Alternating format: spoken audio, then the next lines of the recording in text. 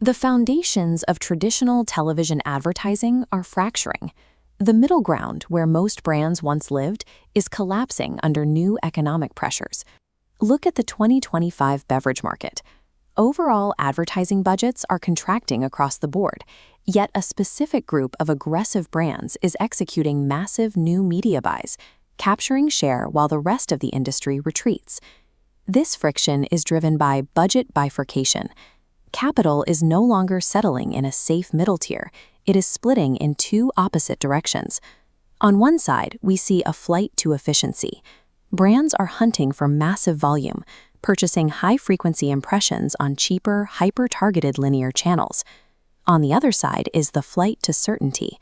Multi-million-dollar sponsorships are being locked up exclusively for legacy, guaranteed hit shows, leaving new, unproven formats without funding. We are going to trace the exact flow of this capital, tracking dollars exiting declining legacy networks and pinpointing the emerging channels absorbing these budgets.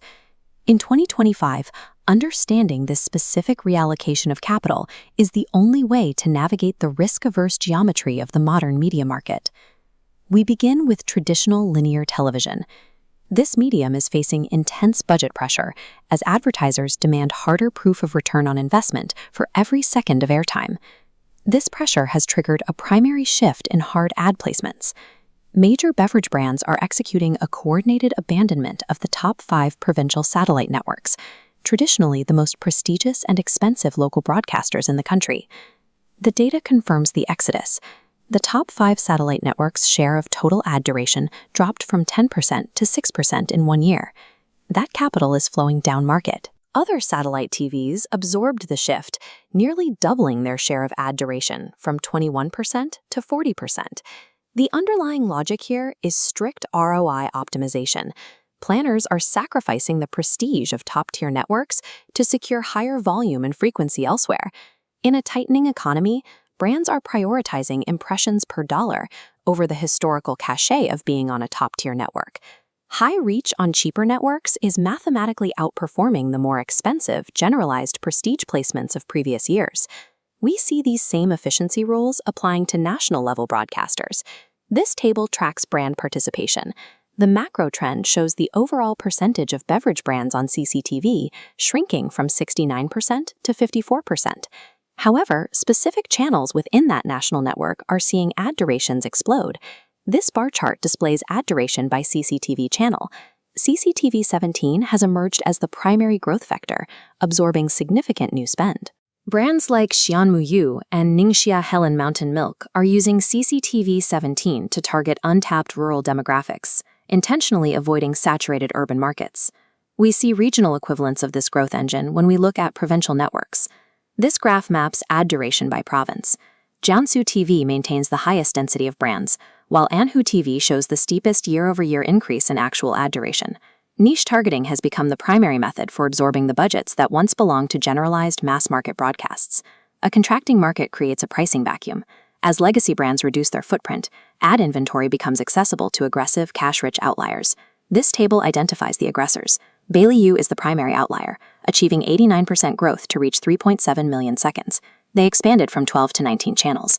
Lower down, Xiaoyanren grew 178%, and Dongpeng spiked 33,133%, treating this downturn as a buying opportunity.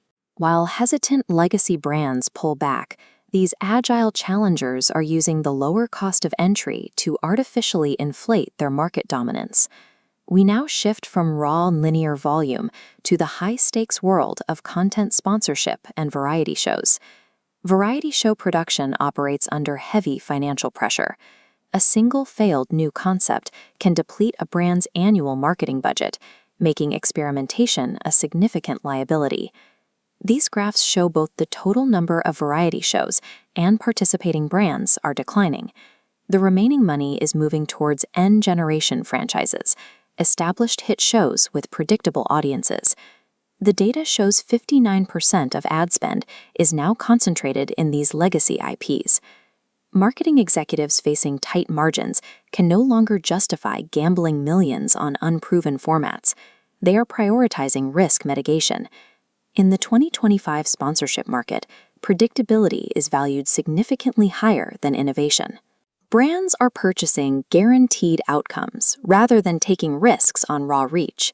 This risk aversion dictates the specific types of content brands are willing to buy. This chart categorizes TV variety sponsorships. Music programming remains the dominant genre. It offers safe, positive emotional engagement, drawing heavy investment from brands like Mengniu and Junleibao. Looking at web variety shows, the preference shifts toward travel and life experience programming. Beverage brands utilize these genres to associate their products with high-energy, aspirational lifestyle contexts. This same behavior manifests in the scripted web drama sector, where brands are seeking more control over the viewing environment. This chart tracks web drama broadcast models. Brands are abandoning mixed broadcast models. Instead, we see a 9% increase in exclusive web broadcast sponsorships, where brands capture a concentrated, undiluted digital audience. Across all formats, the goal is control, securing absolute dominance over both the emotional context and the viewing platform. The 2025 Media Planners Playbook reveals a set of new rules for engagement. We can summarize this strategy into 4 actionable pillars. Pillar 1, ROI reallocation. Top 5 networks make way for niche channels. Pillar 2, flight to certainty. Experimental formats yield to end-generation franchises. Pillar 3, genre hegemony. Integrations concentrate in music, travel, and life experience. Pillar 4, web exclusivity. Prioritizing digital broadcasts to avoid fragmentation. The 2025 landscape is defined by efficiency in linear volume and certainty in content sponsorship. Flow Tao Salon, prosperity in the year of the horse. In this attention economy, failing to adapt means being priced out of the conversation.